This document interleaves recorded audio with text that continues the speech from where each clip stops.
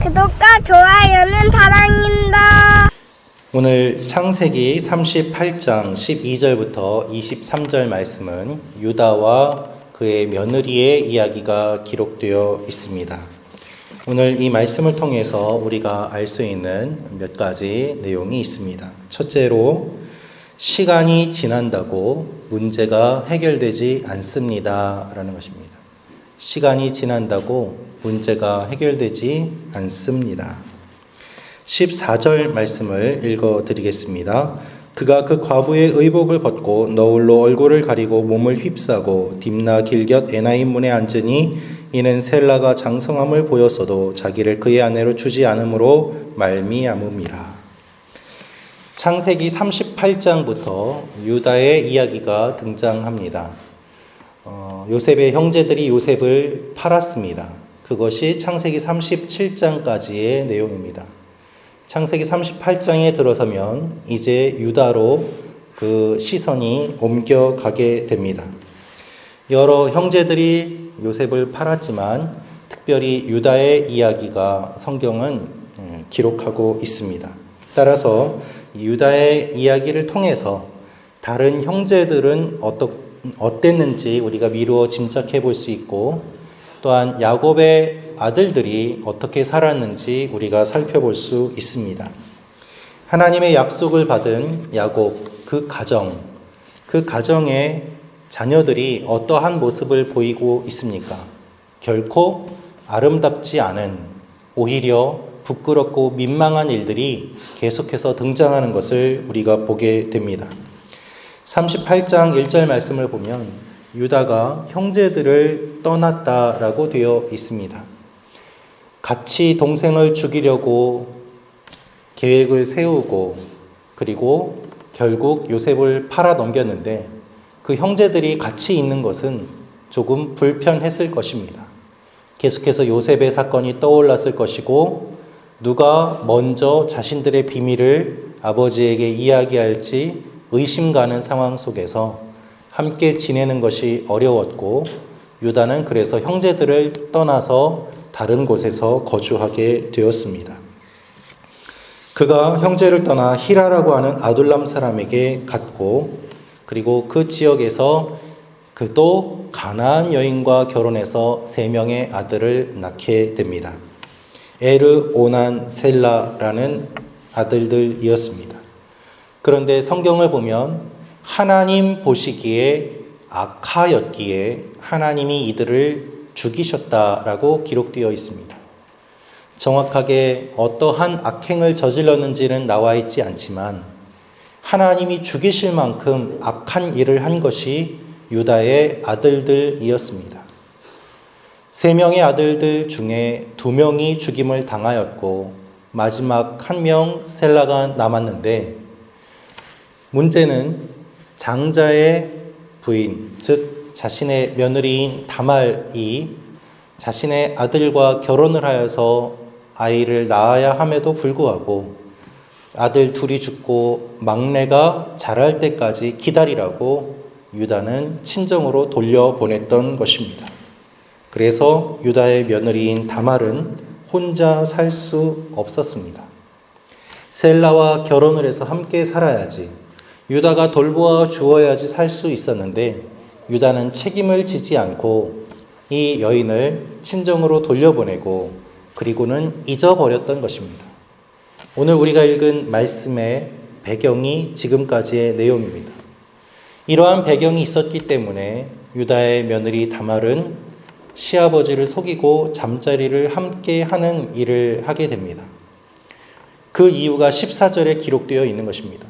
셀라가 장성하여서 결혼을 시켜 주어야 함에도 불구하고 유다가 그 책임을 다하지 않았기 때문에 이 며느리는 살기 위해서 이와 같은 방법을 쓸 수밖에 없었다라는 것입니다.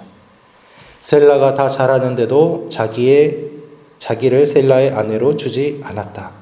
성경은 분명히 유다가 먼저 다말을 속였음을 이야기하고 있습니다.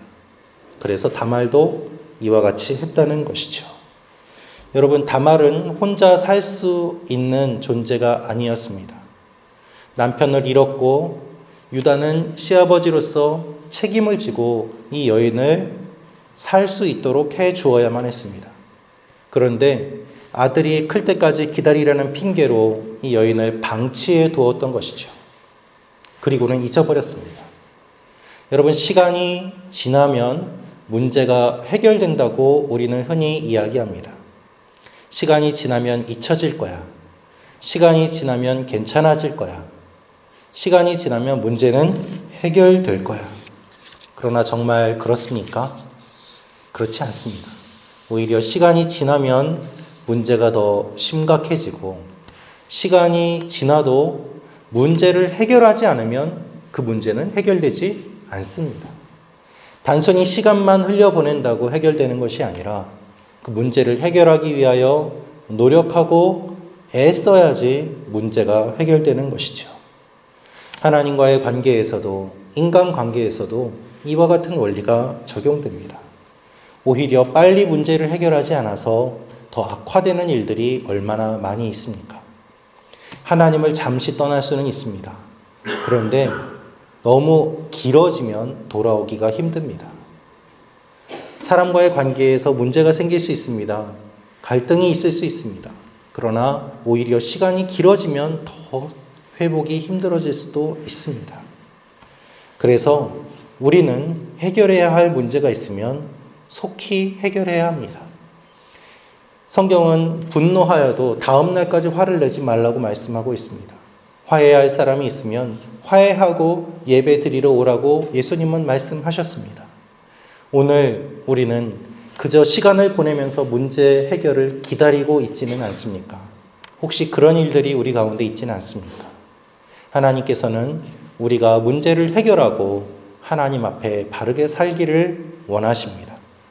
오늘 기도하면서 우리의 문제를 떠올리고 그 문제를 해결하도록 하나님 앞에 기도하며 나아가는 여러분과 제가 되기를 원합니다. 두 번째로 알 수 있는 내용이 있습니다. 그것은 하나님의 백성답게 살게 하옵소서입니다. 하나님의 백성답게 살게 하옵소서.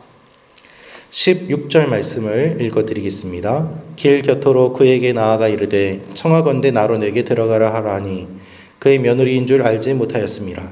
그가 이르되 당신이 무엇을 주고 내게 들어오려느냐. 유다는 다말을 보았습니다. 다말이 몸 파는 여인이라고 생각하였습니다. 그래서 잠자리를 합니다. 그런데 사실 지금은 유다가 자신의 아내가 죽은 지 얼마 되지 않은 상황입니다. 자신의 아내가 죽고 얼마 되지 않았는데 낯선 여인이라고, 몸 파는 여인이라고 해서 그렇게 잠자리를 쉽게 갖는 그와 같은 일들이 어떻게 가능하겠습니까? 다말은 이야기합니다. 내게 무엇을 주겠습니까? 유다는 염소를 주겠다고 하지만 사실 그 염소를 지금 가지고 있는 것도 아니고 자신이 갖고 있는 것이 아무것도 없지만 보증으로 이 도장을 가져라라고 하면서 여인에게 주고 잠자리를 갖습니다. 자신의 본능을 충족시키기 위해서 이와 같은 일들을 한 것입니다. 하나님의 약속을 받은 가정의 사람으로서 유다는 자신의 사명이 무엇인지 모릅니다. 하나님을 모르는 사람들과 똑같은 모습으로 살아가고 있습니다.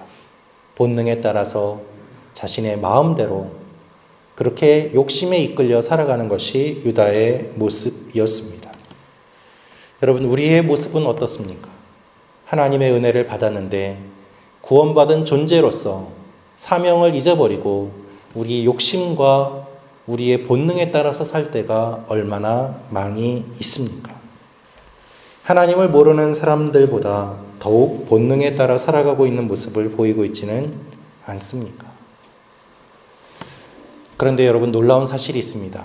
하나님께서는 이와 같은 유다를 통해서, 이와 같은 유다와 며느리의 잠자리의 이 관계를 통해서 하나님은 유다 지파 가운데 다윗이 태어나게 하시고 유다의 후손 가운데 예수 그리스도가 태어나도록 인도하신다는 사실입니다. 여러분, 이것이 놀라운 하나님의 은혜입니다.